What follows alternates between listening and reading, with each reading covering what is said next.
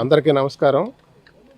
ఈరోజు కేంద్ర రాష్ట్ర ప్రభుత్వాల ఆదేశాలకు అనుగుణంగా గణతంత్ర దినోత్సవానికి ముందు ఏ అయితే మనకి భారత భూభాగంలో ఉన్నటువంటి ఐలాండ్స్ కానీ ఈ రాకీ ఐలాండ్స్ ఉన్నాయో వాటన్నిటి మీద మన భారతీయ జెండాను ఎగరవేయాలనేటువంటి ఆదేశాలు ఉన్నాయి.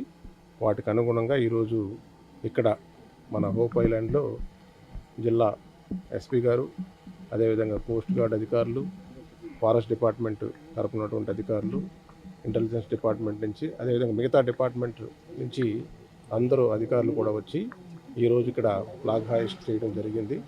మనకి ఆంధ్రప్రదేశ్లో దాదాపుగా 29 ల్యాండ్ బేస్డ్ అదేవిధంగా రాకీ ఐలాండ్స్ ఉన్నాయి. దాంట్లో 10 ల్యాండ్ బేస్డ్ ఐలాండ్స్ ఉంటే 3 ఐలాండ్స్లో మనకి నివాసయోగ్యాలు ఉన్నాయి. మిగతా 7 ఐలాండ్స్లో నివాసయోగ్యాలు లేవు.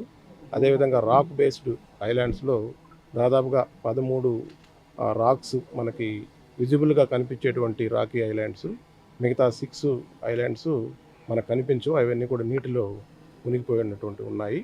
సో ఇవన్నీ కూడా భారతదేశం యొక్క భూభాగంలో భాగం అని తెలియజేస్తూ మన భారతీయ జెండాని ఇక్కడ ఎగరవేయడం జరుగుతుంది. ఇది గత 2 సంవత్సరాల నుంచి మనం కంటిన్యూగా చేస్తూ వస్తున్నాం.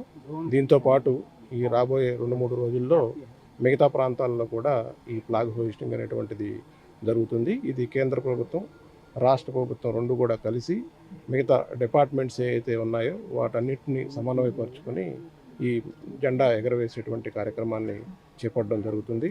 సో ఈరోజు ఇక్కడ ఈ కార్యక్రమాన్ని ఏర్పాటు చేయడానికి సహకరించినటువంటి జిల్లా ఎస్పీ బిందు మాధవ్ గారికి, వారి అధికారులకు, అదేవిధంగా కోస్ట్ గార్డు అధికారులకి, ఫారెస్ట్ డిపార్ట్మెంట్ తరఫున డిఎఫ్ఓ గారు, వారి అధికారులందరూ కూడా ఇక్కడ ఉన్నారు. వాళ్ళందరికీ కూడా మనస్ఫూర్తిగా నా అభినందన తెలియజేస్తున్నాను. Thank you. Local to global news at your fingertips. మీ చేతిలో ఒక ఆయుధం. Download Raw TV app. Media legend Ravi Prakash is back.